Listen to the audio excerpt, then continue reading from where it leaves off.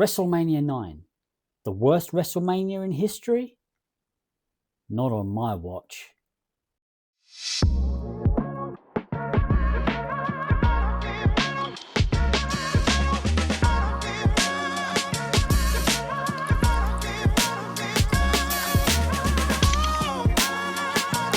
Hi everybody, welcome back to the channel. This is it. This is episode 15 of our WWF New Gen series. We have reached the end of March and it is WrestleMania 9. Without further ado, let's get straight into it. We're actually going to kick off with a battle royal, a 10-man battle royal, just to flesh out the card, try to get most people on the roster involved in the show, give everyone a payday. So there's a few wrestlers there. I won't go through everybody you can see on the screen. But we get a decent pre-show match. Big Boss Man won a battle royal in 15 minutes, 20 seconds. There's an order of elimination there. I did not choose the order, but it looks like Butch got all the way to be runner-up in this battle royal. But Big Boss Man is the winner. And we get a 61 wrestling, 50 crowd, 72 overall. Good start. And then Adam Bomb takes on Kamala. We didn't have Adam Bomb on the main show, but we wanted to use him and wanted to give him a win. So a pre-show bout had decent reaction from the crowd, but subpar wrestling. Adam Bomb got the win in 11 minutes 50 by pinfall with a meltdown. 48 wrestling rating, 37 crowd, and 46 overall. Yeah, nothing spectacular. Adam Bomb was off his game. I mean, we are looking at getting him over. He will be going into that tag team with Crush soon. But at the moment, we're just trying to do all we can to give him some sort of momentum. Then we have the opening hype video for the main show. Bit disappointed this only got a 67. I'm not sure, maybe Marty Jannetty brought it down a bit, perhaps even Doink, just based on their popularity. But, I mean, there's some big stars in there, so it's a shame, really. They only got a 67. Every storyline except one of them losing heat, which is unfortunate. But yeah, the opening hype video, the commentators are talking over it as well. And we head into our first match. But before that, Mr. Perfect is in the ring getting ready for the match. Doink's music plays, but there's no sign of him. He's nowhere to be seen. But then he suddenly appears from underneath the ring and he attacks Mr. Perfect from behind, catching him unawares, trying to get an advantage for the match. This gets a 66. The crowd is simmering. We really need this match to do something for us. It gets a 76. Brilliant. So the crowd is now hot and rising. Did not want a dud crowd for WrestleMania 9. So we get a superb match. Doink the Clown drew with Mr. Perfect in 14 minutes 47 following a double disqualification. So somewhere along the line, Doink the Clown probably used the false arm, the loaded false arm on Mr. Perfect. Mr. Perfect got his revenge in some way. I mean, I haven't gone into details. Use your imagination. Maybe he used the timekeeper's bell, or maybe even he started to attack Doink with the arm. The referee maybe sort of worked out what's happened. That's Doink's arm. He started it. Double disqualification. Wrestling of 75, 67 for the crowd, and 76 overall. Yeah, really pleased with that one. The storyline did gain heat. We've got some more mileage in this one. Let's head into the next segment. And Crush is in the ring waiting for his opponent, and it is announced as the Berserker. How many of you predicted that one? I didn't want to give him a star, and I know a lot of you may have been thinking maybe it's a new signing, maybe it's someone with a little bit of credibility. Crush wanted someone with some credibility, and that's exactly why I gave him the Berserker. Crush is furious. He's like, what? Him? You must be kidding me. I'm trying to get in the spotlight here. I'm trying to, make a name for myself, and you're giving me this guy? He couldn't beat, well, I don't think he's won a match, has he? I mean, the Berserker. So Crush is furious. Only gets a rating of 59, but we go into the match and it gets a 64. A decent match. Crush defeated the Berserker in 9 minutes 41 by submission with the Cranium Crush, but he did cheat to get it. So we got a 55 wrestling rating, 52 for the crowd. Yeah, as I say, 64 overall. We are trying to give him, mannerisms of a heel turn because he will be turning heel very soon. Unfortunately, the Berserker and Crush were both off their game, so we could have got a slightly higher rating, maybe even as much as 70, possibly. Yeah, that's unfortunate. Let's move on. The Steiner brothers are interviewed by Lord Alfred Hayes ahead of their match against the Head Shrinkers. I haven't gone into detail. The thing is with pay-per-views, the segments are already, I think we've got like 24 segments including the pre-show. It's a lot to go through, so I haven't really gone into detail. I mean, pay-per-views, you kind of expect there's going to be pre-show interviews, there's going to be elaborate entrances. It's pretty basic stuff when it comes to pay-per-views. You don't the matches are where the storylines are developed, in my opinion. So this is we've just put it in as an angle to satisfy the game, but we haven't gone into details as to what is said. We get a 66 and we head into the match. It's a 67. So we had great wrestling and good heat. The Steiner brothers got the win in 11 minutes 50. Scott Steiner pinned Samu with a Steiner screwdriver. 73 wrestling, that's actually pretty good. 55 crowd, yeah, maybe probably expected. Yeah, 67 overall, which, it's not the worst in the world. There was lack of selling, unfortunate, but I mean, I'm happy with that. There are mid-card matches in WrestleMania. Not every match is going to be, 70, 80 plus. You've got to kind of build these mid-carders up. Sean Mooney then interviews High Energy and Tatanka pre-match against the Beverly Brothers and Bam Bam Bigelow. Again, haven't gone into detail. Coco Beware was very poor when trying to improvise dialogue. The storyline's lost heat because this angle only got a 59. Hopefully the match can be a little bit better. I'm not expecting much though, I've got to be honest. 79, wow, that proved me wrong then, didn't it? It shows what I know. A decent match. Bam Bam Bigelow and the Beverly Brothers defeated Tatanka and High Energy in 11 minutes 56. Bam Bam Bigelow pinned Coco Beware with a diving headbutt. Bam Bam Bigelow is head and shoulders above everyone else. It's kind of what I want to see at the moment. Tatanka, I think, is higher up in the card. I'm hoping this match will put Bigelow up there a little bit. We'll at least put him up a level. We'll have to wait and see, of course. But 63 wrestling rating, 54 for the crowd, 79 overall. Yeah, got to be pleased with that one. Yeah, some green there, which I'm really happy to see. And a 70 rating for this angle where Gene Okerlund interviews Shawn Michaels ahead of the Intercontinental title challenge against champion Marty Jannetty. Again, no details, but a 70 rating. Shawn Michaels clearly enjoyed having the freedom go off script. The storyline advanced. Let's head into the match. And you probably knew this was going to happen. Shawn Michaels defeated Marty Jannetty in 9 minutes 48 by pinfall with a sweet chin music. This was our storytelling match. The bout had great heat and good wrestling. And Shawn Michaels wins the WWF Intercontinental title in an 82 rated segment. So 69 wrestling rating, 65 for the crowd. Really happy with that. The storyline gained heat and the storyline did end here. So hopefully, certainly Shawn Michaels will get a big boost from that. Maybe Marty Jannetty as well. We don't have big plans for him, but hey, depending on how far his pop has gone up from this, you never know, do you? So yeah, new Intercontinental Champion. Is it the third time now for Shawn Michaels, or is it the second? It must be the second, I think. I'm terrible, aren't I? Then we have an average 3-minute video package which focuses on Bret Hart, Lex Luger, and there's a little bit of Sergeant Slaughter in there. So it's just about Lex Luger's forearm. It's a hype video for this match, but showing like the history of Lex Luger and his forearm, and then the segment where Sergeant Slaughter forces him to wear the pad. So yeah, just a video package.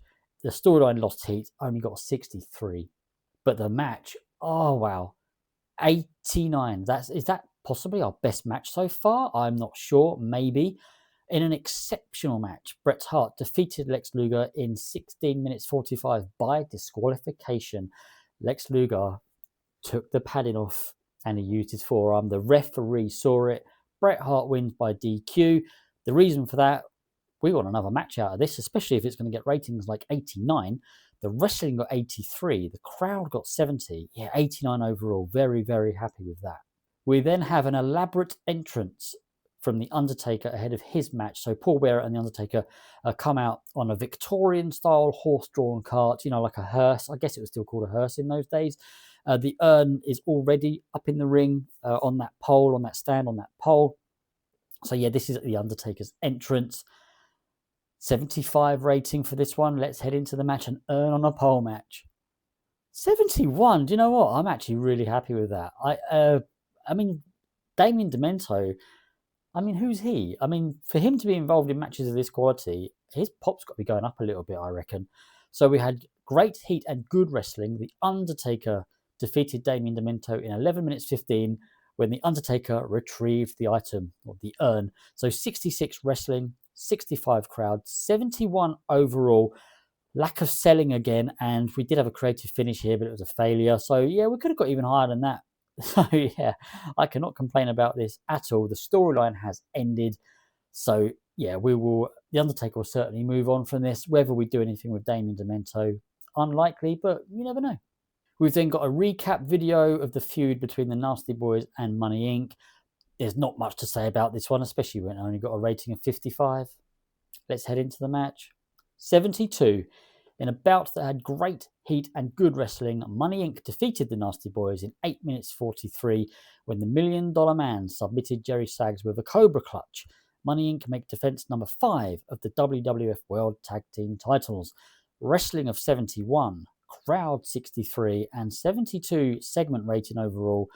Very happy with that one. I've just realised I've not been noting down people's performances. So when it comes to the end of show backstage chat, I haven't got a clue who to praise. I mean, you've got to be looking at people like Bret Hart. I mean, Shawn Michaels. I already know the kinds of names that are going to be up there, but I do like to keep track. I just completely forgot. The storyline has ended. It gained heat during this match, so that's really good. Did I already tell you the wrestling got 71, crowd 63, 72 overall? Yeah, happy with that. Lord Alfred Hayes interviews Hulk Hogan with Brutus Beefcake ahead of his match against Razor Ramon. Again, no details. I know I sound like a broken record, but haven't gone into details. It's just a pre-match promo, pre-match interview from Hogan. 75 rating overall, and the storyline gained heat because of this, which is obviously really good. Even Brutus Beefcake enjoyed having the freedom to go off script, so that's all good. The match gets an 85. Things are looking really good. This could be our best show yet. In an exceptional match, Hulk Hogan defeated Razor Ramon in 12 minutes 29 by pinfall with a big leg drop. 83 wrestling, 83 crowd, 85 overall. Yeah, really, really good. And when it's a clean win like that, then you know that the storyline is more than likely going to end. We have ended it. The storyline gained heat as well through this. These guys' popularity is going to go through the roof.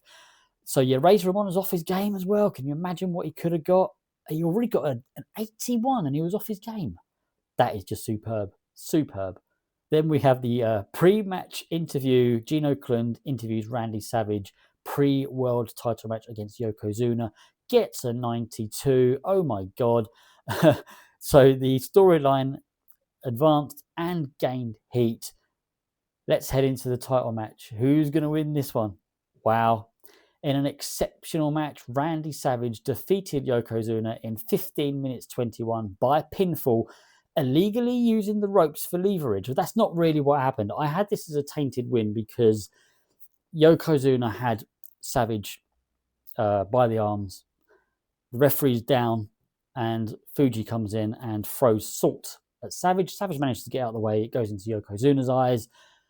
Obviously, Yokozuna's then, fumbling around. Savage manages to clothesline him down to the ground, gets on the top rope, hits the elbow, and then pins him 1, 2, 3. We've got a new champion, but I wanted Yokozuna to stay strong. When I played this scenario in TEW 2020, I really didn't do much with Yokozuna after he lost the belt, but I think I should. I think, he's a big guy, he's a monster, he should definitely still be one of our top heels. But yeah, we have a new champion, 85 wrestling rating, 81 crowd, 86 for the segment. The storyline gained heat. The storyline has ended. Creative finish was a success. Yokozuna was off his game. It could have been so much better. Not enough selling. That's a shame. I can only imagine that was Yokozuna because Savage, But yeah, we got a new champion. A lot of you may have predicted that. Savage is my favourite wrestler. I also think this is the right thing to do for the moment.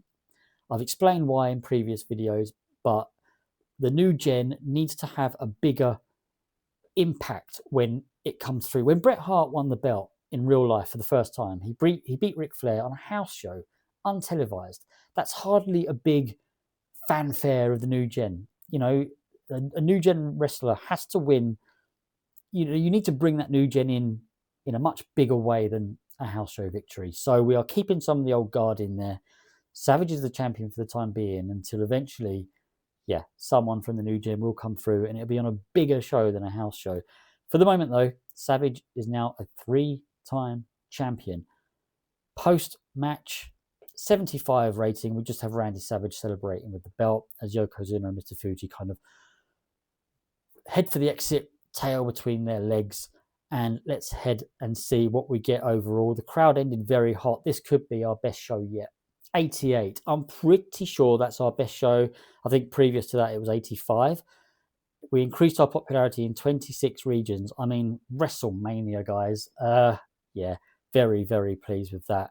So I think I'm going to have to give Razor Ramon. I'm going to tell him he was awesome because he had an off day and he still got, what was it, 81 or something? I'm going to give Shawn Michaels, I'm going to say he was awesome because he probably was, even though I completely forgot to check out these guys' scores. And I think Bret Hart told he was awesome. I don't think you can go wrong with those three guys, to be honest. Razor Ramon seemed pleased, Shawn Michaels seemed pleased, and Bret Hart seemed pleased. Financial report, we made $1.5 million. Very happy with that. Popularity recap, yeah, we've gone up in a good few regions there, including the US again. So yeah, that's pleasing. Okay, so just a few notes here. Ludwig Borger relocates. He's on our shortlist. Sid Vicious hired by war. Drug test fees. Gerald Briscoe says Fatu is turning into a good worker. Okay. And the pay-per-view buy rate for WrestleMania IX, 3.39, nearly 1,700,000. Viewing figures overall, just over 2 million. I don't know what that means. I don't know what that compares to, how well that compares. We have a decision here. What's this one? Oh, an incident involving Kurt Hennig. No! Soft drug user, stern warning, positive impact. That's good. I've got plans for Mr. Perfect. I was really worried about what that might have done. He's happy at that decision. Really good. Okay, happy with that. Right. WrestleMania 9 is in the bag. That is it. It's done. Very, very pleased with how that went. Let's have a quick look at our storylines. We now only have 3 storylines. So, yeah. We only need 3 at hot or above. I thought it was 5. Yeah, okay. I don't know. We're probably not high enough for 5 yet. I've lost my train of thought. I'm sure we needed 5, which is why I had like 7 stories. But you know what? That's actually pretty good because we'd be failing otherwise. So the storylines that we have still got going on: Bam Bam Bigelow and Tatanka, Bret Hart and Lex Luger, and Mr. Perfect, Doink the Clown. They're all extremely hot, so that's good. We keep that going. Obviously, we're going to have new storylines come in now. I also want to have a look at our roster, and I just want the in-ring talent at the moment. I do want to see if there's been any sort of big changes perception-wise. Any that are noticeable? No. Crush is still he was a star anyway. IRS, I don't think he was, but he is now. Other than that, there's not been any big changes. Bam Bam Bigelow, maybe was he only? He might have only been recognisable. Let's have a quick look at his pop actually, because he's a guy I really do want to get over. So let's have a look at his progress. I mean, it's now sitting at 60 across the board. He's not really been going up, has he? I mean, I know he's been a bit up and down. He hasn't had any sort of major wins. That's going to change. We do really want to get him over. And I will have a quick look at Adam Bomb. Why, I don't know, because he's slowly going up, isn't he? In some areas more than others, actually. But yeah, we'll get him over. It's just very difficult at the moment. People are upset when they're asked to lose to him. So it does make it a little bit difficult. But I mean, we'll get him over. It's not too much of an issue. Quick look at the titles. Randy Savage is a 3-time champion. The Intercontinental, 2-time champion, Shawn Michaels. King of the Ring we've got coming up soon. Royal Rumble, we had Yokozuna win that. And the tag team champions are still Money Incorporated. So next up is April, which, let's have a look. I can't remember what our event was in April. It's not a big one. Oh, Saturday night's main event. So a little bit bigger than a winter tour finale, but it's still only a lesser event. I think I got it down as. So yeah, that will be at the end of April. So next up, we will have another edition of Raw, the fallout from WrestleMania. So I hope you will join me for that one. I hope you've enjoyed this episode. I really hope you think that was a decent WrestleMania. Even Damien Demento against The Undertaker got a decent score, which I was very surprised about. Take care of yourselves, everybody, and I'll see you all again soon. Goodbye.